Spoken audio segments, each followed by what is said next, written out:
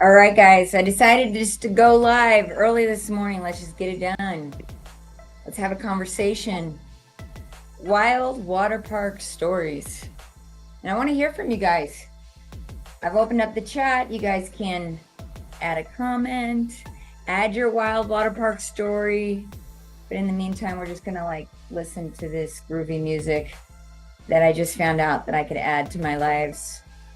And today's music is hip hop.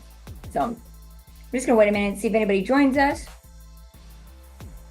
I'm Sondra Shannon, Gate Master Technology, and it is Thursday, August 31st, the last day of the month. How you guys gonna finish this month out strong? Are you finishing this month out strong? All right, enough of that. That music. I don't know if I'm into the hip hop music, but I am here today to talk about wild water park stories. I know this is not what my marketing team had on the agenda for me today, but last night I was going to bed. I was thinking about some of the parks that I've worked with over the years, specifically water parks. And just to give you guys a little background, I've been with Gate Master Technology for over 20 years. I think I'm in my 21st year. And in that time, the early part of my career was spent on the implementation team and integrating Gate Master ticketing systems into attraction businesses. And, in that time, I was able to visit close to 800 attractions and help them with their operations with regards to ticketing and helping them figure out how to get people into the park, the most efficient way to reduce lines, all the things that we still do today. But here's what I will tell you. I've got some wild water park stories to tell. And I was thinking last night about one in particular. We were asked to work on a park in Venezuela. This was back in late 2000. It must have been 2009, early 2010. I can't remember exactly. I think my son was October 30th, 09. So it would have been 2009, early 2009, because what people didn't know is I was pregnant with my second, my boy, my oldest boy, Danzig. And I had been asked to come out, help open a park in Venezuela. And we were, but back then we didn't have all these great tools where we could go live, we could be virtual, we could chat. Live. We didn't have Zoom. We didn't have any of these tools. So back then, we were still visiting locations and we would spend several weeks or even months at many of them to help them integrate this into their business. So we were asked to go to Venezuela. It was not my deal. So I don't really know the background behind how that partnership came together. But I was asked to go out and lead the implementation team. Oddly enough, I don't speak Spanish. I should, but I come from a generation of Latinos that were told where our parents didn't teach us Spanish because you didn't go to the right schools. At least for me, my grandmother worked for the LA Unified Schools, and she said, "Don't teach her Spanish because she won't get to go to the good schools." Today, we don't have that same problem, but because of that, I don't speak Spanish, at least not enough to not embarrass myself. So I had a translator that went with me. We had an implementation team. There's probably about 5 or 6 of us that were out on the team, hardware specialists, network specialists, because we did actually back then run all of the networking at the parks. And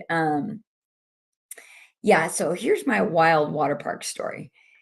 So we had this guy who was on the team. So if you guys remember, you've probably heard me say this before when I started with Gate Master. I was the youngest and the only woman on the team in 2002. And that did present some challenges, I'm not going to lie. And some of those challenges included that, it wasn't well received to be the only woman on the team. And there was one guy in particular, he did not like having a girl on the team. And he was not very nice to me, to say the very least. I'm not going to get into the stories, but we get this deal in Venezuela. He's on the team, and I've got my assistant translator that's coming with us. And the funniest part is when they picked us up from the airport, they looked at me, they started speaking Spanish, and they said, I said to the translator, what are they saying? And their eyes just got about this wide, and they looked at him and they were like, she's not the translator. They couldn't believe that I was actually the specialist out to help them. Because at the time I probably was 30 years old.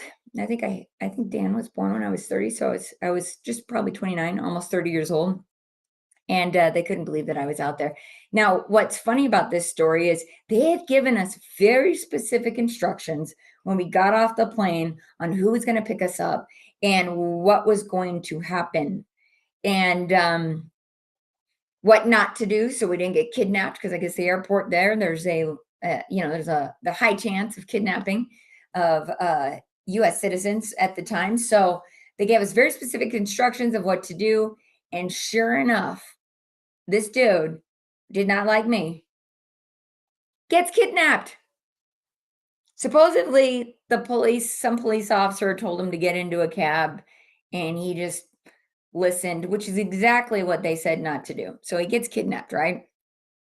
And we're just getting started. Like, we just arrived in Venezuela. We're just getting started on the job. And here I am, 29 years old. One of my team members kidnapped, somebody I don't really care for, to be honest. And I had to make the decision. I had to call the boss, basically ask him, do we buy him back? Right? Because he was up for ransom. So, needless to say, I did buy him back. It was the right thing to do, despite how he treated me. And frankly, it was much nicer to me after I bought him back. But, I like to tell that story just because it was a wild water park story, is how we started that deal. But we bought him back. We were staying on this beautiful resort compound. We weren't allowed to leave where we were. It was dangerous for us to leave. We basically rode around in an armored vehicle. And if I don't know I can't remember now what part of Venezuela we were in, but I remember there was like 2-lane roads that were made into 4-lane roads. So there were just cars everywhere and back to back, and people driving every which way on the sidewalks, you name it. It was just a wild experience. But I was thinking last night about having to buy that guy back, and wondered if anybody else had a wild water park story like that to tell. But nonetheless, we ended up getting on the job. We spent a few weeks out there. We got things set up. We worked with their teams. We continued to support them over the years. And yeah, it was a great experience. And like I said, nobody knew I was pregnant. I think I was about between 8 and 10 weeks. And I couldn't eat much because if you've ever dealt with morning sickness, it's not awesome. But I lived on couple cups of French onion soup a day, because that seemed to be the most tolerable thing for me. But I also remember, every day at about 2:00, they would bring me these little shots of coffee, just local coffee, just barely roasted, just amazing. It was just overall an amazing experience. And they did take us out to eat at night, and we got to visit with the locals. And, one of the things that I most appreciate about the work that I've been able to do over the years is, while I've been able to visit so many places, I mean, I've been on the road for almost 20 years, I've been able to visit so many places. And what I'm most grateful about from that experience is being able to meet people from other cultures, being able to sit with them and really get to know them on a more intimate level than just a tourist, right? Because I'm working with them and I'm part of their team.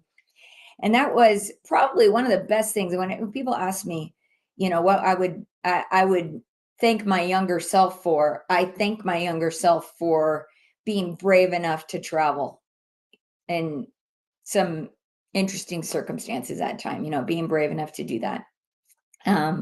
Couldn't get my shots because I was pregnant. So, I was taking a lot of risk going out there, but everything was fine. I knew it would be. I mean, I by that time I had been on the road quite a lot, but yeah, I'm very grateful to my younger self for being willing to take some big risks and venture out into the world and help different attractions and primarily water parks, which are still, I can tell you guys right now, you're not going to find somebody when you're talking to anybody else out there in the ticketing world. you're not going to find somebody out there who has worked with as many water parks as we have. And I think that that really speaks to understanding the challenges that water parks are up against. There are some unique challenges that water parks are up against, and that needs to be something that's understood by the company providing your ticketing technology, your season pass processing, all of the things that go into inviting guests into these parks, but also, tools like our mobile ordering. Our mobile ordering is a great tool. I love this tool so much because I have been a mother of children who are hangry in line waiting for food. In fact, I've gone to some of my local water parks and waited hours for water. And what we've done with the mobile ordering platform is allow each of your food outlets, your restaurants, to be able to have separate menus that your customers can easily order from for either pickup or delivery. Imagine. I mean, I love this idea. Sitting while my kids are in the lazy river, watching them play or in a cabana, and I can just order the food and drinks that we want, and it shows up at that particular spot that I'm at. Just imagine that, and imagine what that does for your guests to be able to give them that type of uh, autonomy when ordering. I think what we have to remember in the water park space, and something that I learned a long time ago, was you have to make it empowering to the guest. It has to be convenient, and your guests have to feel like you know them. And I think offering tools like this for them really speaks to knowing your guest, understanding that your guest has is important and that you know them, because not only with the mobile ordering system, but also with our ticketing and booking system, there's some great resources in upselling the customers, understanding their buying preferences, allowing them to revisit old purchases so that they can repeat those experiences. If you're a season pass holder, being able to look at the benefits that are available to you and to have a single user sign on. I think that's one of the things that you guys are missing and not realizing. And that is that when you ask your guests to use one login for ticket sales, another login for food and beverage, you've got another one to load value on your bands, cards, tickets, whatever, and maybe even another one when they book birthday parties or rent cabanas. That's 4 logins that they have to manage in order to be able to make the most of your systems. And that's very difficult on people. It's very difficult. It's actually, quite frankly, a turnoff to most customers. We see that when we come in as gate master, we are typically replacing anywhere between 4 and 6 systems. And when we come into these parks and we create a single user sign on for all of these different areas of the business, we find that customers invest more. They invest more in the experience that they're about to have because of ease of use. It's empowering. And it makes them feel like you know them. It makes them feel like you care. And when you don't make them have those 4 logins, there's nothing worse than feeling like, somebody that you're investing a large amount of money for a family to have an experience doesn't really care about your buying experience. And while the buying experience should be something that everyone forgets about, if you're doing it right? Because it's just not, it's something that just flies by. It's something that happens quickly. And you certainly don't want them complaining about that experience because that's revisiting the experience. But if they do revisit the experience, you want it to be very positive for them. So I'm not going to take too much of your time this morning, but I just wanted to stop and talk about that real quick. And while I have you, I want to offer up a free discovery call with us. We would love to talk to you about the innovative technology that GateMaster offers. And if you know our mission, it is to help attractions massively succeed while enhancing their guest experience through innovative, proven technology and legendary service. And just like I told that story where we were out, 2009, where we were out in Venezuela, working with the local people there and helping them put the technology in that would serve their park best and really open it up so that they could have the greatest accessibility to people who would be visiting that park. And, that is the part that I'm most proud of is the legendary service. If you've worked with Gatemaster anytime over the last 20 years, that's probably the one thing that people say the most about us is that we care, that we're there for them. And I challenge you to talk to a Gatemaster customer or partner and find out if that is a true thing. But I will tell you that you will be in good hands with us. And all these other benefits that we offer and solutions are icing on the cake because you guys need to be supported. You need to be cared about. You need to feel that you're understood in the challenges that you face as water park operators, revenue managers, marketing teams, operations, right? All of you need to be understood in this process of partnering with a ticketing solution. So that's our promise to you is that you will receive the legendary service that Gatemaster is known for alongside our innovative technology. And with that, we're going to enhance your guest experience. Because we're enhancing the guest experience, we know that your guests will invest more in the experiences that they plan to have at your facilities. So I'm going to finish up today. Let's try this chill hop. What kind of music is chill hop? I'm going to finish up with some chill hop. There we go. Tell me in the comments if you guys like any of this music. I think it's like, what do they call it? Free, royalty-free music. I just thought it was kind of cool that I could add music to my lives here. And, one more thing I just want to leave you guys with.